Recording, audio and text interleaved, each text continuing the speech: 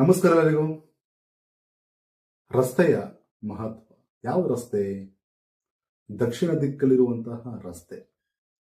ಸಾಮಾನ್ಯವಾಗಿ ನಾವು ದಕ್ಷಿಣ ದಿಕ್ಕನ್ನ ಏನಂತ ಕರಿತೀವಿ ಅಂದ್ರೆ, ಕೆಲವು ಆ ಜಾಗದಲ್ಲಿ ಮನೆ ಅಥವಾ ಸೈಟ್ ಏನಿದ್ರೆ ಹನುಮ ಬಾಗಿಲು ಅಂತ ನಾವು ಹೇಳ್ತಾ ಇರ್ತೀವಿ.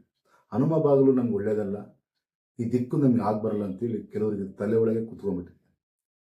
ಅದು ಯಾವುದೂ ಇಲ್ಲ, ಪ್ರತಿಯೊಂದು ದಿಕ್ಕು ಕೂಡ ನಮ್ಗೆ ಒಳ್ಳೇದೇ. ಆದರೆ ನಮ್ಗೆ ಯಾಕೆ ಆಗ್ತಾ ಇಲ್ಲ ಅಂತಂದಾಗ ಅವರ ಒಂದು ವೈಯಕ್ತಿಕವಾದಂಥ ನಾವು ಜಾತಕನ ನೋಡಬೇಕೇ ಹೊರತು ನಾವಿರುವಂಥ ಮನೆ ದಿಕ್ಕು ಇಂಪಾರ್ಟೆಂಟ್ ಅಲ್ಲ ಸ್ವಾಮಿ.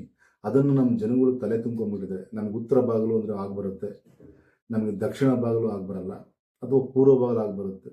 ಅದು ಯಾವುದಿಲ್ಲ, ಎಲ್ಲ ದಿಕ್ಕುಗಳು ಒಂದೇ.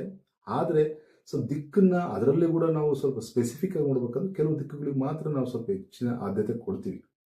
ಆದರೆ ಈ ಒಂದು ದಕ್ಷಿಣ ದಿಕ್ಕಲ್ಲಿರುವಂಥ ಒಂದು ಈ ಮನೆ ಒಂದು ರೀತಿ ನಿಮಗೆ ತಲೆ ಒಳಗೆ ಕುತ್ಕೊಂಡ್ಬಿಟ್ಟಿದೆ, ಭಾಳ ಕೆಟ್ಟದ್ದು, ಈ ಮನೆ ನಮಗೆ ಆಗ್ಬರಲ್ಲ, ಇದನ್ನು ನಾವು ಹನುಮ ಬಾಗಿಲು ಅಂತ ಕರಿತೀವಿ. ಆದರೆ ದಕ್ಷಿಣ ರಸ್ತೆಯ ಮಹತ್ವ ಭಾಳಷ್ಟು ಇದೆ. ಈ ಒಂದು ದಕ್ಷಿಣ ರಸ್ತೆಯಲ್ಲಿರುವಂತಹ ನಮ್ಮ ಮನೆ ಸೈಟ್ ಏನೇ ಇರಲಿ, ಬಹಳ ಉತ್ತಮವಾದಂತಹ ಫಲ. ಈ ಒಂದು ದಿಕ್ಕಿನಲ್ಲಿ ವಾಸ ಮಾಡುವಂಥ ವ್ಯಕ್ತಿಗಳು, ಅದರಲ್ಲೂ ಕೂಡ ಹೆಣ್ಣು ಮಕ್ಕಳಿಗೆ ಬಹಳಷ್ಟು ಒಂದು ಬಲ.